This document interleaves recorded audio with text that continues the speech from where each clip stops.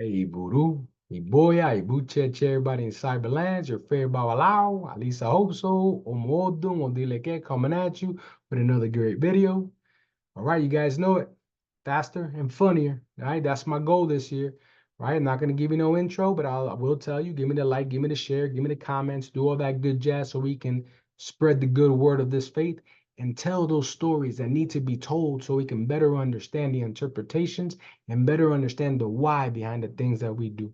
This particular Odun that I'm going to talk about is Irete Kutan. Irete Kutan is Irete Ogunda.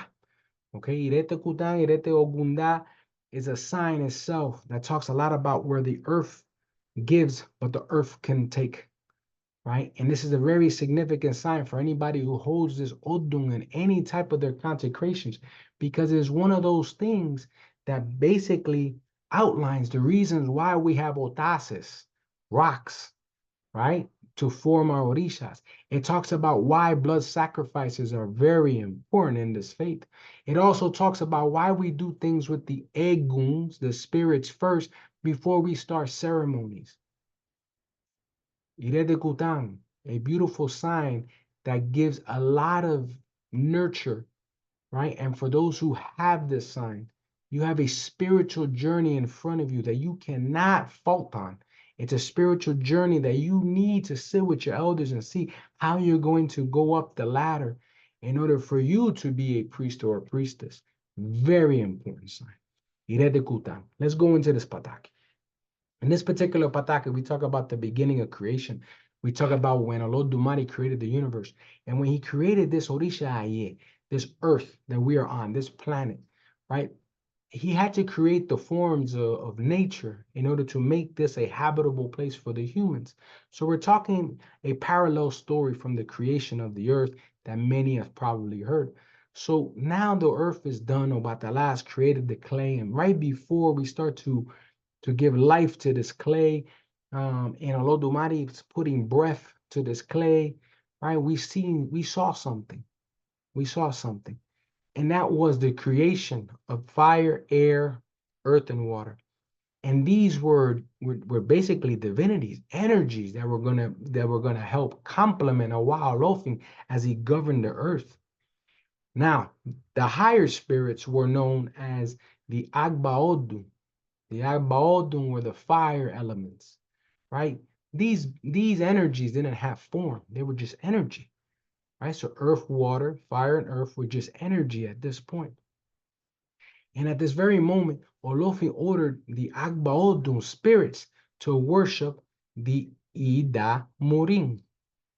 Now, one of the Agbaoduns, right, at this very moment, the fire element of things, said that, well, one of them, name being Alosin-Buruku, right, which is the reason why we have Eggun-Buruku, but we'll talk about that in a different segment, refused to worship and said, how am I going to worship beings that are made of clay, right, when I am made of fire? As we all understand, right, the creation of earth, we talked about where Iku took the clay, gave it to Obatala, who molded the humans, where Olodumare now gives, life to these humans. Now, Olofin commanded Alosin-Buruku and basically exiled them to live apart from him and what he was trying to work on this earth, right? Consequently, Alosin-Buruku became a parasite, became a cancer, and it started to spread. And people started to begin to disrespect Olofin or disregard Olofin and where he was doing and what he was trying to accomplish. So Olofin, he said, okay. He says, too easy. So Olofin called upon Iku Alashon.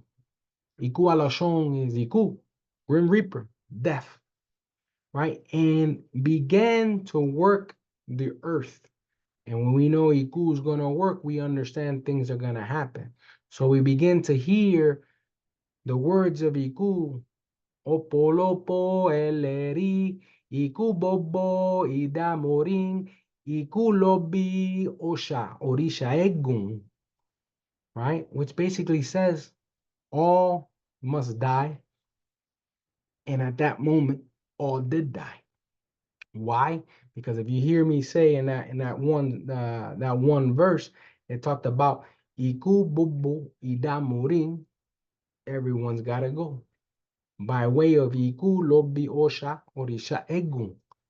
That means that even the Orishas have to die in order to become and resurrect or become a spirit in this point, Eggun, right? A translation of Yoruba in that particular term. So everybody began to die, but Olofin placed a Omalye,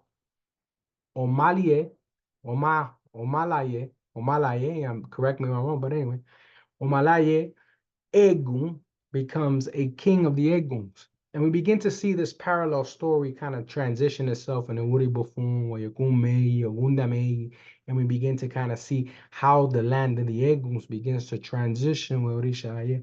But anyway, back to the story, right? So Iku takes care of everybody, kills everybody, boom, puts the king of the dead in charge and says, boom, now you're in charge of the planet. But he transformed all the dying Edamurins, right? Which are basically the earth, the air, the fire, the water. And he transformed those energies and beginning to partial them out. And he says, in order for them to atone for their faults, or in order for them to remember what they did, that they are still going to honor and worship, right? The humans, they're still going to be there for the humans, but now they're going to be there in the form of rocks, otas. And he transferred their energies into all these rocks, which is when we begin to see the stories of Obatala, Shango, Yemaya, Ochun, Oya, Ogun, you name it. This is the reason why otas are very important in our faith, because they are the housing, right? The Igba of the Orishas. Very important comment there. But now, more importantly, this is why it said Iku Lobiosha Inturiegum. We all have heard that term. We've heard many different sayings of that term. But more importantly, it's to signify that with the death comes the rebirth. And in this case, the death of these particular Edamurins had to die in order to be formed into an Ota. So when the humans are now here, we still get a sense of worship from the Orishas to the humans to the Orishas, all by way of what? Death. Which is why it's sacred in our faith to attend our ancestors first. It's sacred in our faith to attend the Egguns. And this is the reason why we do that. This is a Pataki of Irete Kutan. Hopefully this helps you. And I don't know if I gave the shout out to the person who told me to do this one. His or her name is Jayla Join in YouTube. Left me a comment, say Irete Kutan. So you guys know I'm reading the comments. I'm going through the Odus. I'm reading. Please like, please subscribe, please share.